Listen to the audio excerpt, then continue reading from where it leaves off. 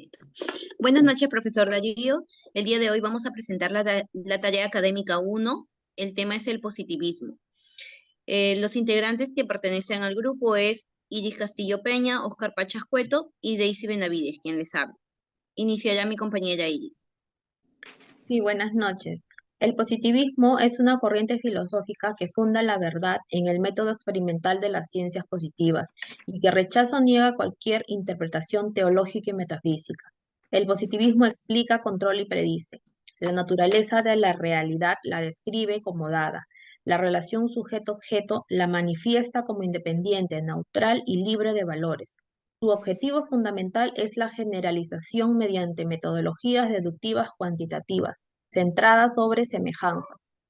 Para el positivismo jurídico, los juicios morales son relativos y subjetivos, ya que se puede demostrar la validez de los juicios morales y la invalidez de otros.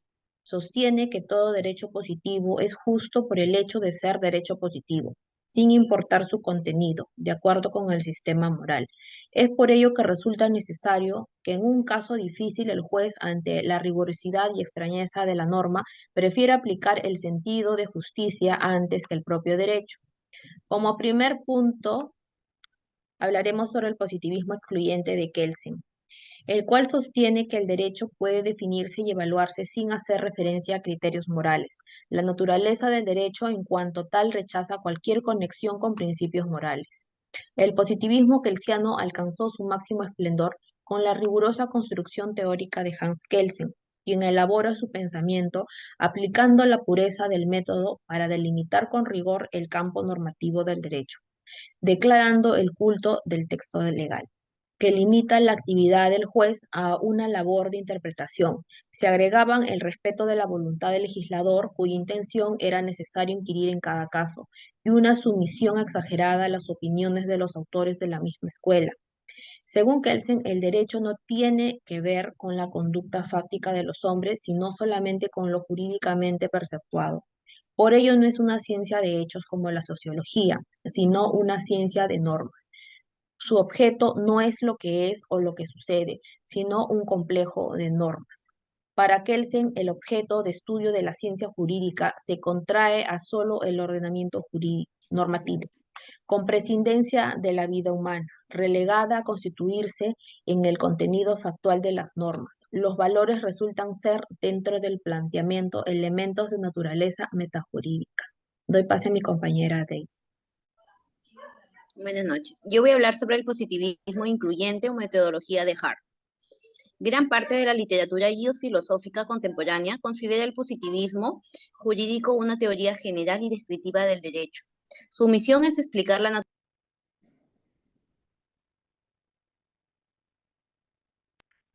jurídico y delimitar la naturaleza del derecho o identificar lo que no es jurídico. Asimismo, las discrepancias del positivismo se centran en el papel de la moral y el derecho, encontrando la expresión tradicional si la moral puede ser una fuente del derecho.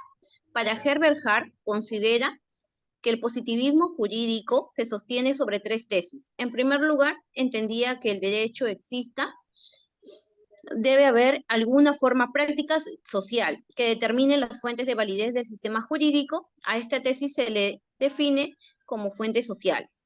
En segundo lugar, Hart sostenía que la denominada tesis de la separación conceptual entre el derecho y la moral tiene conexión con numerosos o importantes nexos entre ambos. Dichas conexiones que no son necesarias ni lógicas ni conceptualmente, por lo cual este autor negó reiteradamente el carácter necesario de dichas conexiones. Hart dio a esta tesis el carácter capital, indicando que no es necesario que las normas jurídicas satisfagan exigencias o criterios morales, dado que lo relevante en el punto de vista jurídico es una procedencia fáctica de fuentes sociales. En tercer lugar y último, la tesis positivista a juicio de Hart es la llamada tesis de la discrecionalidad judicial. Según esta tesis, cuando el derecho sea incompleto, el juez en situaciones que tenga que llegar por sí mismo a una decisión y no pueda inhibir su jurisdicción, debe ejercitar su discrecionalidad y crear derecho para resolver caso concreto. El tercer punto que vamos a tocar es el positivismo crítico de Ferrajoli, por lo cual Ferrajoli es positivista, ya que afirma la separación entre legitimidad interna y legitimidad externa. entre el derecho y entre la moral, entre la validez y la justicia. Constituye también una conquista fundamental del pensamiento jurídico y político moderno, afirmando que existe en principio una expresión positivista jurídica. Esta primera expresión significa identificar el positivismo jurídico con el formalismo jurídico, entendiendo que el último como una concepción y un modelo de derecho que tiene como criterio de reconocimiento de la existencia y la validez de las leyes solamente la forma de producción de las mismas, independientemente de su contenido. Gracias. Pasaré a mi compañero Oscar. Buenas tardes, profesor. Yo voy a hablar sobre el realismo jurídico de Rawls y su apartamiento del positivismo. Para Rawls, las normas jurídicas se encuentran en un grupo de clasificación llamado directivos impersonales, clasificados por no tener un emisor ni un receptor, y que se dividen en autónomos heterónomos y autónomos heterónomos. Los directivos impersonales autónomos son emanados del propio sujeto que les ha de cumplir y no tienen un receptor. Los directivos impersonales heterónomos son lo que Rawls considera como las normas jurídicas propiamente dichas. Ahora bien, para que estos directivos heterónomos puedan calificarse como normas jurídicas, Rawls le impone dos cargas: tener cierta correspondencia con la realidad social y que a su vez se sientan como obligatorias. El otro aspecto de su teoría que conviene destacar es la separación entre las normas y proposiciones acerca de las normas. Un ejemplo típico de las proposiciones normativas se encuentra en las proposiciones de la ciencia jurídica.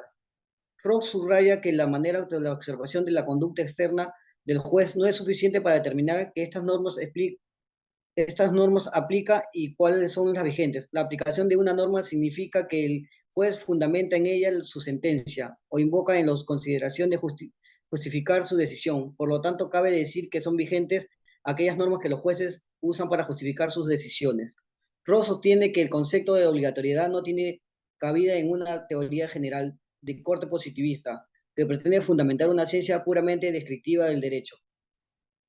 Vamos a dar un caso que sucedió en el Perú, el caso del expresidente Alberto Fujimori.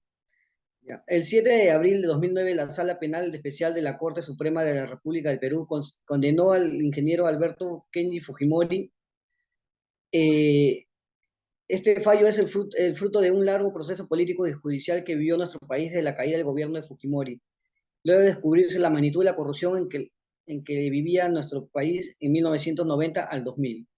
Desde el punto de vista jurídico, la sentencia recaía en el expresidente Fujimori por violación de los derechos humanos. Es muy importante porque de un lado reafirma y explaya principios tomados por la judicatura peruana y por otro lado plantea el posicionamiento crítico que podrían restar cierta efectividad en la lucha contra la impunidad.